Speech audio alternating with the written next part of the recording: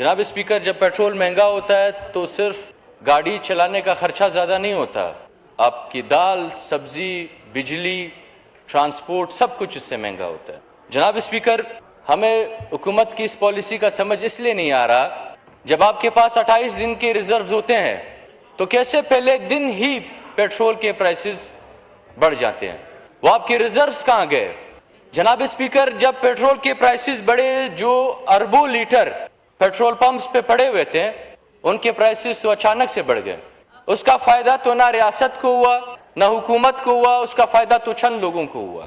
اور آج جب یہ پرائسز واپس کم کیے گئے لیوی کے مد میں کہ لیوی کو کاٹ کے ہم کم کریں گے، تو ڈیزل کے پرائسز تو آج بھی اسی طرح ہے۔ عام آدمی کی زندگی پہ اس کا اثر کیا پڑا؟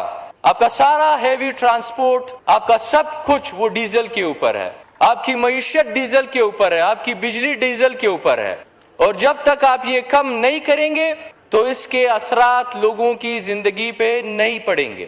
جناب اسپیکر، ہمیں صرف یہ سمجھنا ہے کہ ہماری حکومت اور ریاست ہر چیز کا حل ٹیکس کیوں سمجھتی ہے؟ ہماری پالیسیز یہ ہے کہ جب کوئی بحران آئے گا ہم عوام کے اوپر ٹیکس لگائیں گے۔ ہمارے پاس ہر وقت شارٹ ٹرم پالیسیز ہوتی ہیں کہ آپ ٹیکس کو لگائیں، آپ اس سے لیوی لیں۔ ہم حکومت سے پوچھتے ہیں، آیا آپ بجٹ گیپ اس میں پورا کرنا چاہتے ہیں؟ آیا آپ IMF کے جو شرائط ہے اس کو اس میں پورا کرنا چاہتے ہیں؟ اگر آپ سنجیدہ ہیں، اگر آپ چاہتے ہیں کہ عوام کو ریلیف ملے، تو یہ جو لیوی ہے یہ کیوں بڑھائی گئی؟ ٹیکس کیوں لگایا گیا؟ اور جناب اسپیکر، عوام مطمئن نہیں ہے آپ کے اسٹیٹسٹکس سے، وہ ماں مطمئن نہیں ہے جس کے بچے بھوکے ہیں، وہ باپ مطمئن نہیں ہے جو اپنے بچوں کو نوالا نہیں کھلا سکتا۔ وہ آپ سے پوچھنا چاہتے ہیں کہ آپ کی پالیسی کہاں ہے؟ ہم نہیں جانتے کہ امریکہ نے پابندی لگائی ہے ایران کے اوپر، ہمیں نہیں پتا آپ کی فورن پالیسی کیا ہے۔ آپ ہمیں سمجھائیں کہ امریکہ کی غلامی کس حد تک ہم کریں گے کہ ہم ایران سے 40 روپے پیٹرول نہیں خرید سکتے۔ اگر لوگ 10 چند ہزار ہو، چند لاکھ ہو، تو ہم سمجھ آتی ہے آپ کی 90% سے زیادہ پاپولیشن متاثر ہو رہی ہے، اور یہ متاثر لوگ آپ سے کہہ رہے ہیں کہ ہماری فورن پالیسی کب آزاد ہوگی، پاکستان کب آزاد ہوگا، وہ کب ہم غلامی سے نکلیں گے۔ 1947 کو ہم آزاد تو ضرور ہوئے تھے، برائے نام ہم آزاد ہوئے تھے، پر آج بھی ہم غلام کی حیثیت سے اس ملک میں رہ رہے، ساری قوم غلام ہے، پاکستان کی ساری عوام غلام ہے، کیونکہ ہم فیصلے نہیں کر پا رہے ہیں۔ اگر یہ جنگ ہے تو ہمیں ذرا بتایا جائے کہ اس ملک کی معیشت آج کس جگہ کھڑی ہے۔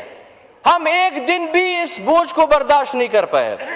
اگر آج آپ IMF کی بات کرتے ہیں، اگر آپ بات کرتے ہیں کہ حکومت یہ بوجھ برداشت نہیں کر سکتی، ہم نے 100-150 ارب دے دیے، تو اگر آپ اس نقصان کا ازالہ کیسے کریں گے؟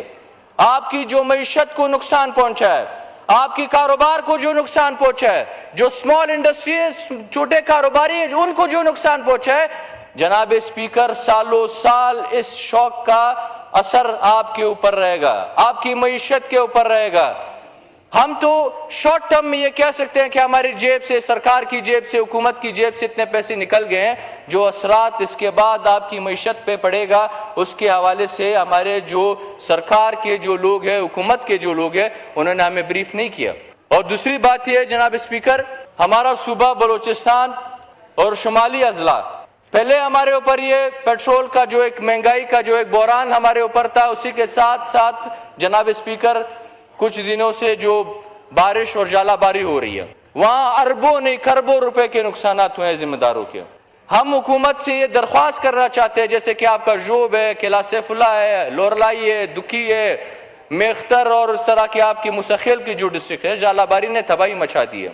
ہم حکومت سے درخواست کرنا چاہتے ہیں کہ ایک تو آپ پیٹرول کی پرائسز میں کمی کریں، دوسرا جو ایران سے جو ڈیزل اور پیٹرول ہمیں مل رہا ہے، اگر آپ پاکستان کو، پاکستان کی عوام کو ریلیف نہیں دے سکتے، کم از کم یہ ریلیف آپ بلوچستان کے لوگوں کو دے۔